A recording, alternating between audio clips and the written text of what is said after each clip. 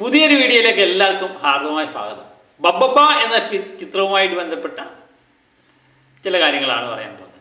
ധനഞ്ജയ ശങ്കർ പുതിയ സംവിധായകനാണ്. വിനീത് ശ്രീനിവാസൻ്റെ ശിഷ്യനായിരുന്നു. അദ്ദേഹം സംവിധാനം ചെയ്യുന്ന ചിത്രം ഭയം ഭക്തി ബഹുമാനം എന്ന ചിത്രത്തിൽ ദിലീപ്, ധ്യാൻ ശ്രീനിവാസൻ, വിനീത് ശ്രീനിവാസൻ, കൂടാതെ മലയാളത്തിൻ്റെ ഒരേ ഒരു രാജാവ് മോഹൻലാൽ, ഇവരെല്ലാവരും കൂടെ ഒന്നിച്ച് ചേരുമ്പോൾ ഒരു ആഘോഷം തന്നെയാണ്. പ്രത്യേകിച്ച് സിനിമാ പ്രേമികൾ കാത്തിരുന്ന ആ ദിവസം ഡിസംബർ 18. ചിത്രം മാറ്റിവെക്കാൻ പല സാധ്യതകളും പലരും കാണുന്നുണ്ട്. അത് എന്തുമാത്രം സത്യമാണ് എന്നറിയാൻ വേണ്ടിയാണ് നമ്മൾ ഈ വീഡിയോ ചെയ്യുന്നത്. ഗോകുലം ഗോപാലനാണ് ഈ ചിത്രം നിർമ്മിച്ചിരിക്കുന്നത്. വളരെ പ്രതീക്ഷയോടെ എല്ലാവരും കാത്തിരിക്കുന്ന ചിത്രമാണ്. ഇപ്പം ഇങ്ങനെ ഒരു ന്യൂസ് വരാനുള്ള കാരണം, മാറ്റി വെക്കുമോ ഇല്ലയോ എന്നുള്ളത് വരാനുള്ള കാരണം, നടിയെ ആക്രമിച്ച കേസിൽ ദിലീപിൻ്റെ വിധി ഡിസംബർ 8 വരാതിരിക്കുന്നു. പിന്നെ 10 ദിവസം കൂടെ കഴിഞ്ഞാണ് ബബ്ബബ്ബ എന്ന സിനിമയുടെ റിലീസ്. ഇത് നേരത്തെ ഇവരൊക്കെ പ്രതീക്ഷിച്ചത് തന്നെയാകാം. ഒരുപക്ഷെ വിധി ദിലീപിന് അനുകൂലമായാൽ യാതൊരു പ്രശ്നവും ഇല്ലാതെ എനിക്ക് തോന്നുന്നു അല്പം കൂടെ പോസിറ്റീവായിട്ട് ഈ ചിത്രം പ്രേക്ഷകരുടെ മുമ്പിലേക്ക് എത്തും. പക്ഷേ വിധി നെഗറ്റീവായാൽ എന്താണ് സംഭവിക്കാൻ സാധ്യതയുള്ളത്? ഒരുപക്ഷെ ചിത്രം മാറ്റിവെക്കാനുള്ള സാധ്യതയൊക്കെ തന്നെയാണ് വീരച്ചൂട്ടുന്നത്. ചിത്രം ഇറങ്ങുമോ ഇല്ലയോ എന്നറിയാൻ ഡിസംബർ 8 വരെ നമ്മൾ കാത്തിരിക്കണം. ഇതൊരു വലിയൊരു സംഭവമാണ്. കാരണം മലയാളക്കര ഏറ്റവും കൂടുതൽ വിഷമിച്ച ഒരു ദിവസമായിരിക്കാം നടി ആക്രമിച്ച കേസ്. ആ ദിവസം എനിക്ക് തോന്നുന്നു മലയാളികളെല്ലാവരും ഞെട്ടിപ്പോയി. കേരളത്തിൽ തന്നെയാണ് ഇത് നടക്കുന്നതെന്നൊക്കെ നമ്മൾ ചിന്തിച്ചു പോയി. അതിനുശേഷം അതിൻ്റെ പ്രതികളെ പിടിക്കുന്നു. പിന്നെയും വർഷങ്ങൾക്ക് ശേഷമാണ് ഇതിൻ്റെ പിന്നിൽ പ്രവർത്തിച്ചത് ദിലീപാണെന്ന് ഈ പ്രതി തന്നെ മൊഴി കൊടുക്കുന്നു.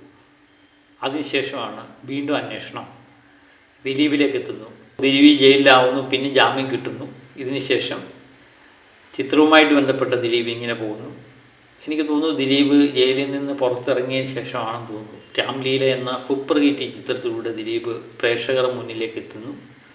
പക്ഷേ ഇതിന് ശേഷം ദിലീപിൻ്റെ പല ചിത്രങ്ങളും പരാജയപ്പെടുന്നത് കണ്ടു. പലപ്പോഴും ചിത്രത്തിന് വേണ്ടി വളരെയധികം നെഗറ്റീവ് കമൻറ്റുമായിട്ട് ചിത്രം ഇറങ്ങുന്നതിന് മുമ്പ് പലരും സോഷ്യൽ മീഡിയ ഇങ്ങനെ ആറാടുകയായിരുന്നു.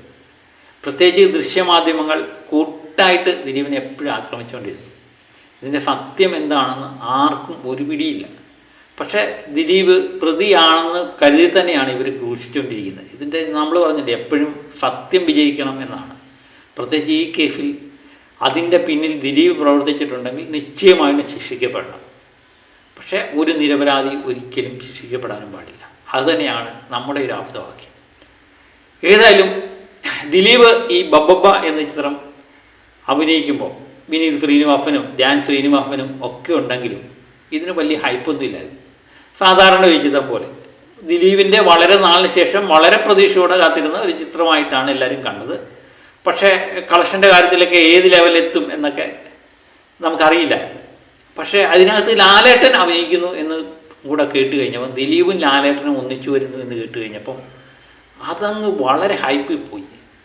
പ്രത്യേകിച്ച് എനിക്ക് തോന്നുന്നു അടുത്ത കാലത്ത് ഈ ഡിസംബർ മാസത്തിൽ എല്ലാവരും പ്രതീക്ഷയോടെ കാത്തിരിക്കുന്ന ഒരു ചിത്രമാണ് ബബ്ബബ്ബ. രാജ്യങ്ങളിലും കേരളത്തിലും മിക്കവാറും എല്ലാ സെൻറ്ററുകളും ഇത് ലോക്കാക്കി വെച്ചിരിക്കുകയാണ്. കാരണം അത്രമേൽ പ്രതീക്ഷയുടെ ചിത്രമാണ്. പ്രത്യേകിച്ച് ലാലേട്ടൻ്റെ എൻട്രി ഇത്രയും നേരമായിട്ടും അവർ പുറത്തു വിട്ടിട്ടില്ല. അരിഞ്ഞാട്ടം തുടങ്ങിയല്ലേ മക്കളെ എന്ന് പറയുന്ന ലാലേട്ടൻ സൗണ്ട് മാത്രമേ നമുക്ക് പുറത്ത് കേട്ടിട്ടുള്ളൂ. അതിൻ്റെ ട്രെയിലർ ഇനിയും ഒരുപക്ഷെ ലാലേട്ടനെ പരിചയപ്പെടുത്തിക്കേണ്ട ഒരു സംഭവം വരാനുള്ള സാധ്യതയുണ്ട്. അതിനു മുമ്പായിട്ട് പലരും ലാലേട്ടൻ ഇങ്ങനെയാണ് അങ്ങനെയാണെന്നൊക്കെ പറഞ്ഞുകൊണ്ട് ദിലീപിൻ്റെ മോഹഭാവം വരുന്ന ലാലേട്ടനെ അവതരിപ്പിക്കാറുമുണ്ട്. ഏതായാലും ലാലേട്ടൻ എങ്ങനെയാണുള്ള കഥാപാത്രമാണെന്ന് നമുക്കറിയില്ല. മോഹൻലാലിനെ സംബന്ധിച്ച് പലപ്പോഴും ചിത്രത്തിൽ വന്ന് ഞെട്ടിപ്പിക്കാറുണ്ട്. കാരണം നമ്മൾ സമ്മർ ഇൻ ബേദൽഹേം എന്ന ചിത്രത്തിലെ 5 മിനിറ്റ് നേരമുള്ള ട്രോള് വന്നു കഴിഞ്ഞപ്പം സിനിമ കണ്ടുകൊണ്ടിരുന്നപ്പോഴാണ് നമ്മൾ ഞെട്ടിപ്പോകുന്നത്. ലാലേട്ടൻ ഈ ചിത്രത്തിലോ. പക്ഷെ പിന്നെ പെട്ടെന്ന് വൈറലാകുകയായിരുന്നു. അത് വമ്പൻ ഹിറ്റിലേക്ക് മാറി. അപ്പോഴും സമ്മർ ഇൻ ബേദൽഹേം എന്ന് കേട്ട് കഴിഞ്ഞാൽ എനിക്ക് തോന്നുന്നു ഡെന്നീസിനെയോ മഞ്ജുവാരുടെ കഥാപാത്രമോ ജയറാമിൻ്റെ കഥാപാത്രത്തെക്കാളുപരി നിരഞ്ജൻ എന്ന് പറയുന്ന കഥാപാത്രം നമ്മുടെ മനസ്സിൽ ഇങ്ങനെ തിങ്ങി നിൽക്കുക. കാരണം ലാസ്റ്റ് 5 മിനിറ്റേ ഉള്ളൂ, എന്ത് വൈബായിരുന്നു അല്ലേ. അതാണ് മോഹൻലാൽ എന്ന് പറയുന്ന നടൻ. വേറൊരു കാര്യം കൂടെ പറയാം. കായംകുളം കൊച്ചിനി എന്ന ചിത്രത്തിൽ ലാലേട്ടൻ അഭിനയിക്കുന്നു. സാധാരണ കായംകുളം കൊച്ചിനി നിവിൻ പോളി നായകനായ ചിത്രം, പക്ഷെ നേരത്തെ തന്നെ ലാലേട്ടൻ അഭിനയിക്കുന്നു എന്ന് പറയാം. അതും ഗോകുലം ഗോപാലിൻ്റെ ചിത്രമായിരുന്നു. അത് പല നടന്മാരെയും നോക്കിയതിന് ശേഷമാണ് മോഹൻലാലിലേക്ക് എത്തുന്നത്. പക്ഷേ ലാലേട്ടൻ്റെ ഒരു നിപ്പുണ്ടായിരുന്നു, പെട്ടെന്ന് വൈറലായി, അതിൻ്റെ ഹൈപ്പങ്ങ് കൂടി കോടികൾ വാരാൻ പറ്റി. അതുപോലെ തന്നെയാണ് ബബ്ബബ എന്ന ചിത്രം. നമ്മൾ പ്രതീക്ഷിക്കുന്നത് എന്ന് പറയുന്നത് ലാലേട്ടൻ്റെ 2 ചിത്രങ്ങളാണ് ഫസ്റ്റ് ഡേ കളക്ഷനിൽ മികച്ചു നിൽക്കുന്നത്. ഒന്ന് എമ്പുരാൻ, മറ്റൊന്ന് നമ്മുടെ കുഞ്ഞാലിമരയ്ക്കാർ. കുഞ്ഞാലിമരയ്ക്കാർ 20 കോടിക്ക് മുകളിലുണ്ട്. പിന്നെ 60 കോടിക്ക് മുകളിൽ നിൽക്കുന്ന എമ്പുരാനെ തകർക്കാൻ അടുത്ത കാലത്തൊന്നും ആർക്കും കഴിയത്തുമില്ല. 68 കോടി എങ്ങാണ്ടുണ്ട്.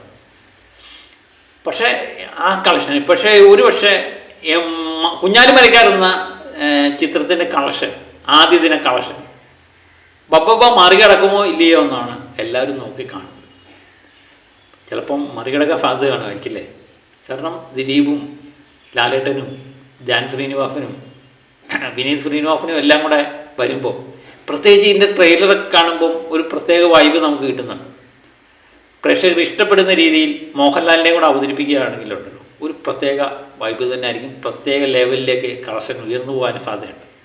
ഒരുപക്ഷെ ഈ പറഞ്ഞ പോലെ ഇപ്പം മരയ്ക്കാറാണ് 2ാം സ്ഥാനത്ത് നിൽക്കുന്നതെങ്കിൽ നാളെ ഒരു പക്ഷേ ബബ്ബബ.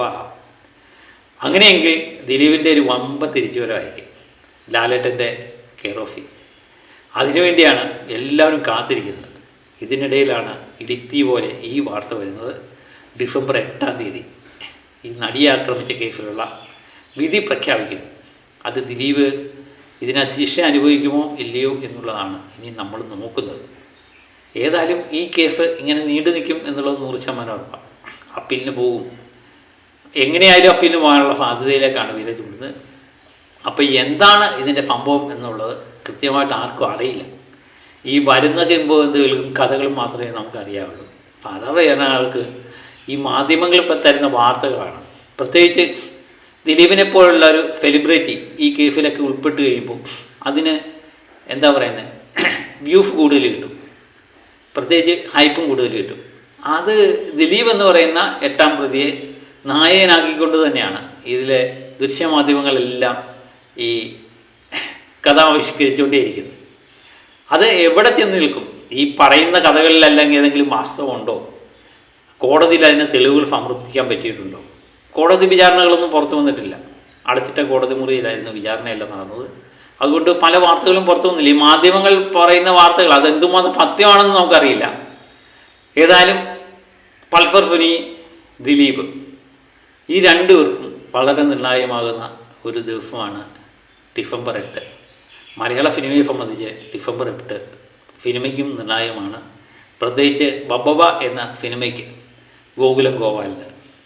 അപ്പം ആ പേര് സൂചിപ്പിക്കുന്ന പോലെ ഭയം, വ്യക്തി, ബഹുമാനം, അത് യഥേഷ്ട ചിത്രത്തിന് കിട്ടുമോ ഇല്ലയോ എന്നുള്ളത് ഡിസംബർ 8-ാം തീയതി അറിയാം. കാത്തിരിക്കാം. നിങ്ങൾക്ക് എന്ത് തോന്നുന്നു എന്നുള്ളത് കമൻ്റായിട്ട് എഴുതുക. അപ്പം മറ്റൊരു വീഡിയോയുമായിട്ട് വീണ്ടും ഞാനെത്താം. Okay, by.